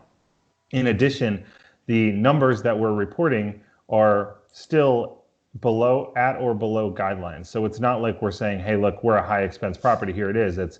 Here's why we're now more closer to the average. No better example than this case. And when you look at the operating expenses that the assessor used, he knew that they were 1.2, 1.3, basically 1.5. And he said, okay, I'll take an average of that. I'm going to use what's essentially 1.425. He's now learned that the 19 operating expenses are 1.57. So he's about $140,000 light on the operating expenses of the property. And if you look at the 3-year average, he's right in line. However, I'd ask that on these cases, you look more at a 2-year average to see, is he more in line or is this more correct? Because from testimony and looking at numbers and being on the board and hearing everything that you've seen, that the 18 and 19 for these properties are different than every other property that you see, where maybe it is a 5, 10, 20-year stabilized reporting all equally.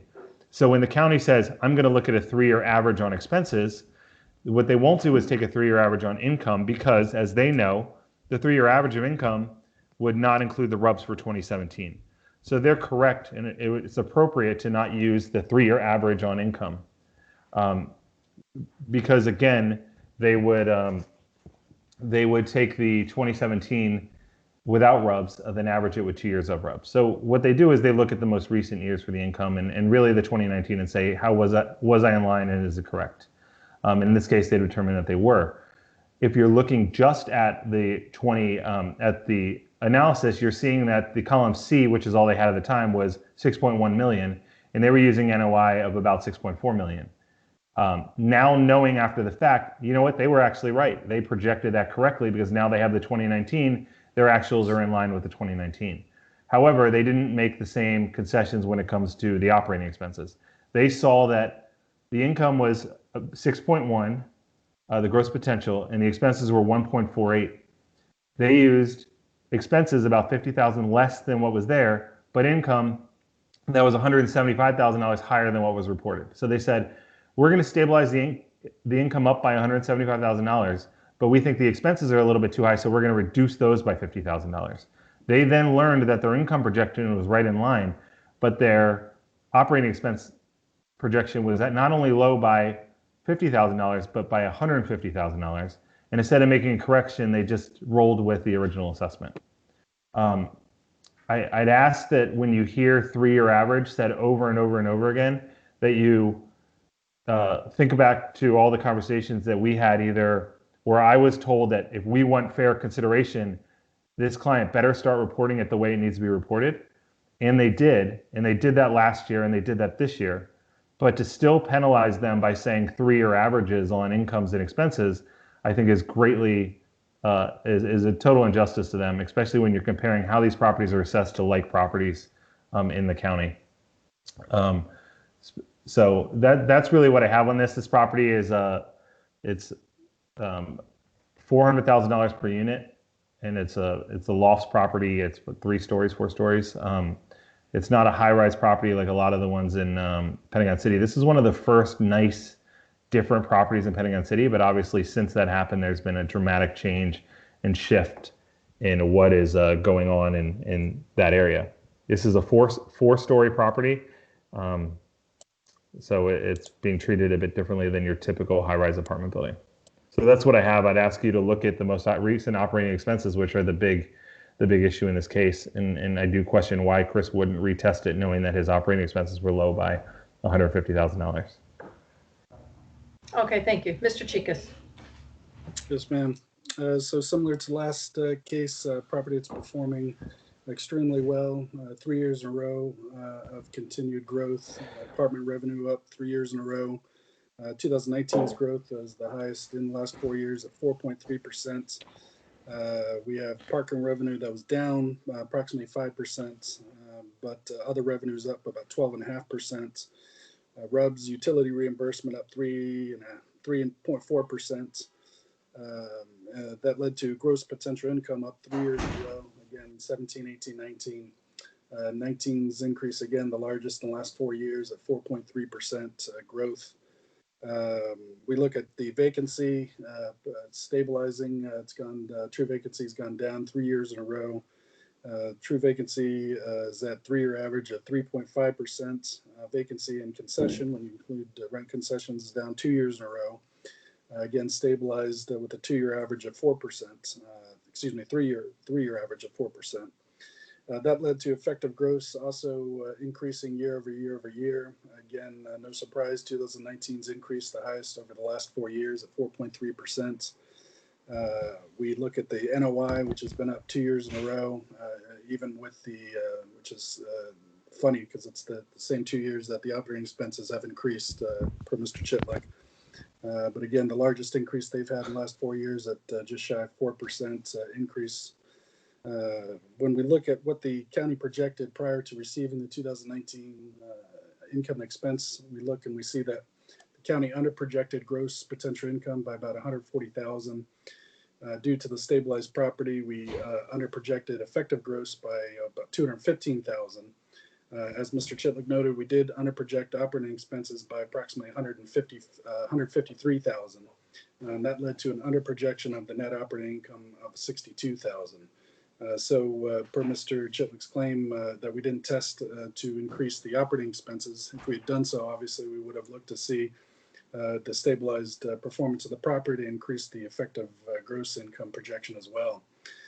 Given that we underprojected across the board, given the performance of the property year over year, we do believe that the county should be confirmed, given that we underestimated the net operating income and should be confirmed at $86,427,800. Thank you. Okay, thank you, gentlemen. Any questions from board members? No? Okay, Mr. Chikas, anything else you need to tell us? No, ma'am.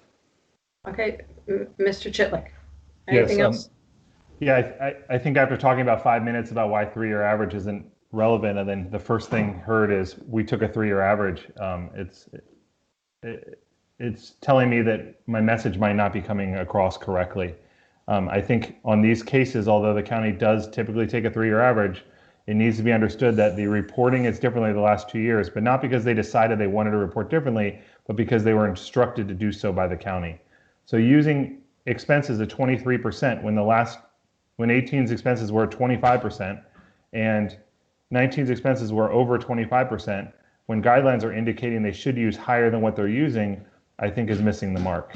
But the consistency of relying on 3-year average on these cases, I don't think is a fair way to approach this by the county side, especially after the instructions they've given us to correct the errors that have been made in the past and their acceptance of our corrections of those errors. So there is no 3-year average used for the gross potential income of these properties. However, there is a 3-year average being used for the operating expenses of these properties. If he wants to use 2017 expenses, I'd ask him to use 2017 income, which for the record, he wasn't willing to do in 2017 because they weren't reported the way he wanted them reported. Okay, thank you. Okay, it's just among the board members.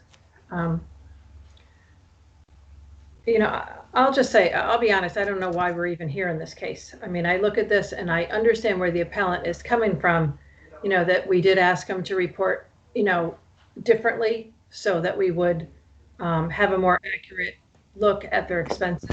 But, you know, when I take the two numbers and, I mean, throwing out 16 and 17 and just looking at 18 and 19, and you take the totals from column D1 and D2, the NOI combined is less than what was reported in 2019. So regardless of how they got to it and whether the expenses are wrong or the income is wrong, the bottom line is the original assessment is right in line with how it's performing. So I don't have a problem with the assessment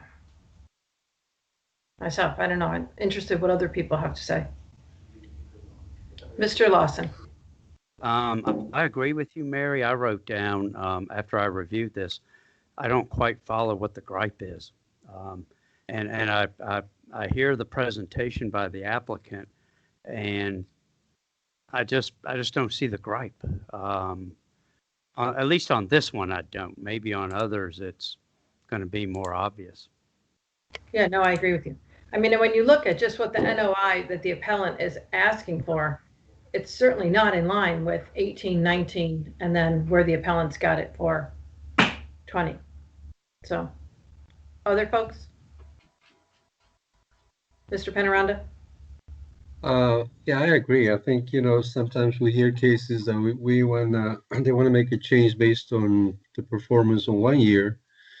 In this case, it wouldn't be convenient to make a change based on 2019. Looking at the past 2 years, and I think, you know, I would have looked at a little higher NOI, even based on just you know, 2019.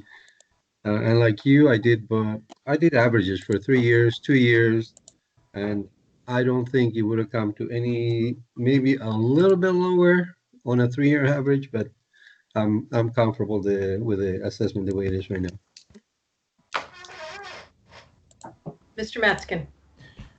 I thought Mary's analysis is compelling. So, and the NOI is coming out just a tad lower than 2019, and so my question is, why is the assessed value going up over 4%? Is it a cap rate issue? Is the cap rate changed from last year to this? I wish I had thought of that during question and answer. Anybody know? Anybody have last year's guidelines? I don't have them with me. I used to have them. I don't anymore, but I'm sure that that's probably one of the main reasons. I guess. I mean, I can't imagine there's a multiplication mistake made here, but that's maybe what this whole case is really about. That the county did well and cap rates fell. Okay. Right, and income was up from last year. You know, NOI, rather. Okay, anybody else? No? All right, then I will move to confirm the county at 86,386,800. I'll second. Okay, motion and a second by Ms. Hogan. All in favor? Aye. Opposed? Okay, it's unanimous. The county's confirmed at the original assessment of 86,386,800. Okay, and the final case today is RPC 35009008 at 415th Street South. Mr. Chitlick. All right, thank you. So this case is actually quite different than the other cases. This one was not reported correctly. They reported 11.7%, 7% operating expenses, which is down from the $745,000 in operating expenses they used last year. The county tested it, and when they tested it, they came up much higher. But one of the reasons is on this property, they're using a 0% vacancy. So in the original assessment, they used a 6% vacancy and then a 20% operating expense. Guideline expenses, as you know, would be dramatically higher than that. And then they said, you know what, let's go ahead and test this. They tested it at 17% operating expenses with a 0% vacancy. So our opinion of value here is to use the correct guideline operating expenses. In the earlier case, Lori told Rebecca before we came to the hearing that, look, you've submitted income, and since you submitted income, you no longer qualify for using the guidelines. You're going to use your actual. Well, this property, clearly there's an issue with the submitted operating expense, which we're going to correct going forward. But using expenses that are so low and completely unsupportable, I think is a miss of a mark. If we came in, and I've said this before, if we came in with 80% operating expenses for 4 straight years, I don't think Chris would say, hey, it's 80%, that's what we're going to use. They're going to stabilize it. And typically when they stabilize it, they're going to stabilize it to guidelines. So using a 17% OPEX here with a 0% vacancy, I think is completely missing the mark on how this property should be valued. Our operating expenses being used are based off of the guidelines in lieu of actuals. So we've taken the guideline, we've taken the operating expenses, the gross potential, that there's no dispute there. The vacancy, this is a 1986 building in Crystal City at 6%, and a cap rate of a 5.49%.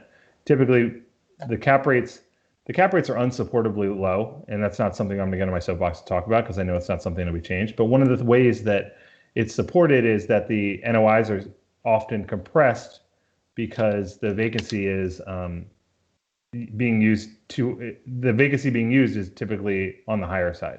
So if you use a 6% vacancy, you can get away with a 5.5% cap rate. But if you drop your vacancy to 0% and still say, well, it's a 5.5% cap rate, you clearly have a bit of an issue there. So our guidelines are, our expenses are $7,641 per unit. The assessor's guidelines, the assessor's expenses are $4,500 per unit. So the Arlington County guidelines for a high-rise apartment building built in 1986 is $7,641 per unit. And that's what we've incorporated here, which is $1.2 million. So to test it with no vacancy, I think is just to say, hey, look, I got a history and this is what it is. Clearly there's an issue with what was reported that, again, we need to clean up. But just to say, hey, if that's how it's reported, that's what we're going to use, I think is incorrect. And in lieu of actuals, you would use guidelines. We've used guidelines here. And that's where our value comes at $54 million. Previously, one of the questions asked was why the increase on the last case is a cap rate. It wasn't cap rate. They used a higher income and lower expenses despite the expenses coming up higher. This property is seeing a $4 million increase over the last year, which was a $3 million increase over the year prior.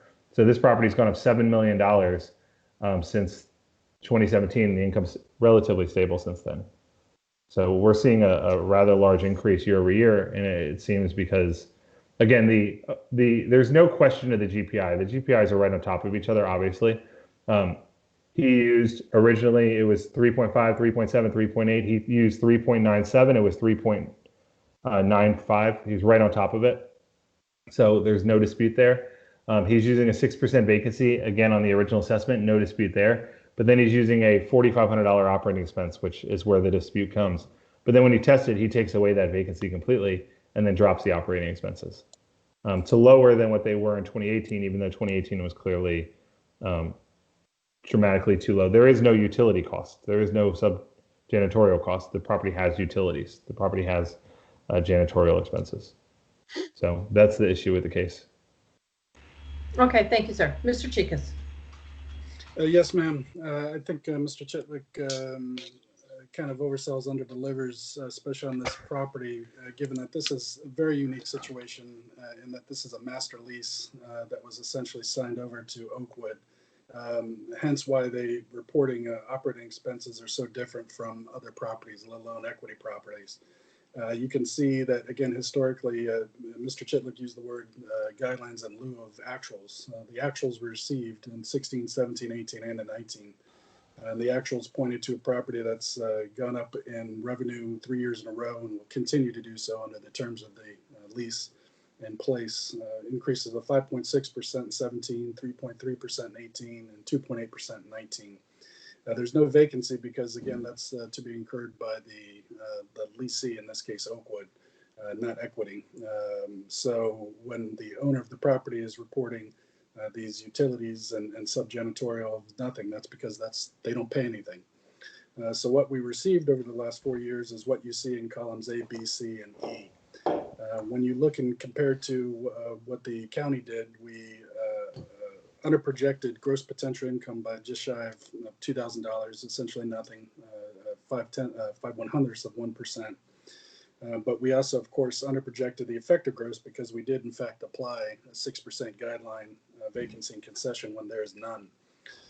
We overprojected operating expenses by $280,000.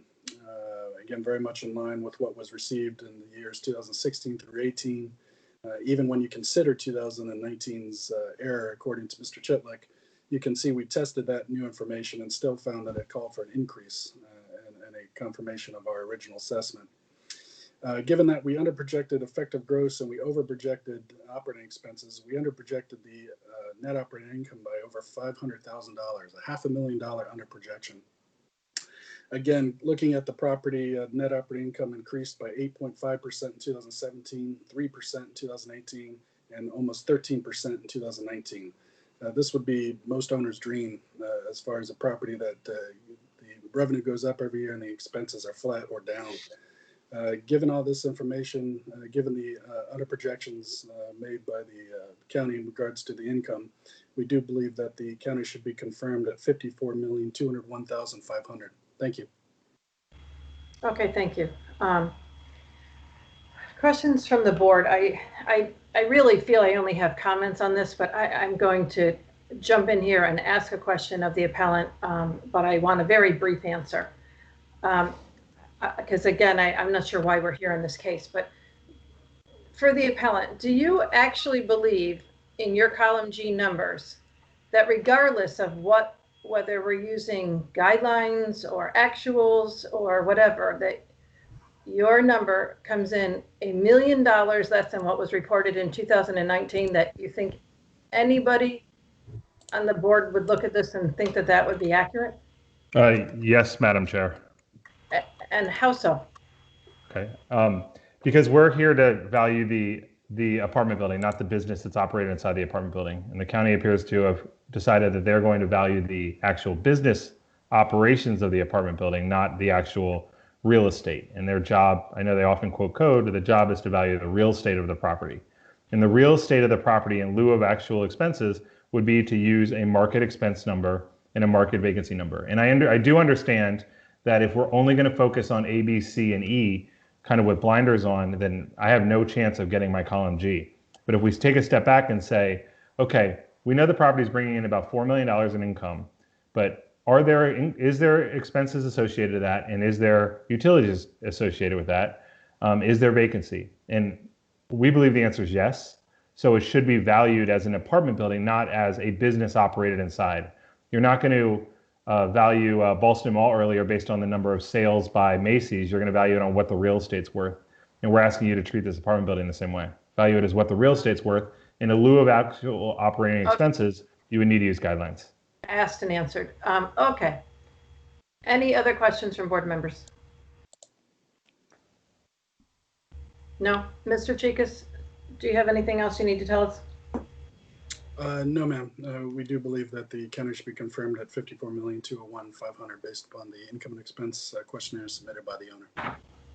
Okay, Mr. Chitlick, do you have anything else you need to tell us in a minute?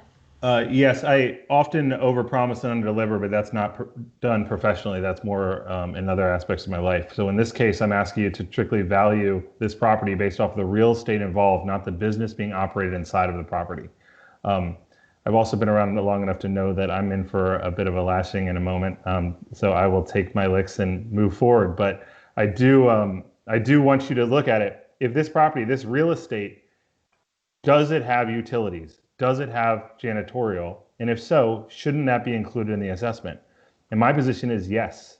If it's not if they report utilities of $20 million, you're not going to use that. You're going to stabilize it. If they report utilities of zero, we've all been around real estate long enough to know you do pay utilities. That needs to be included. In this case, it's not.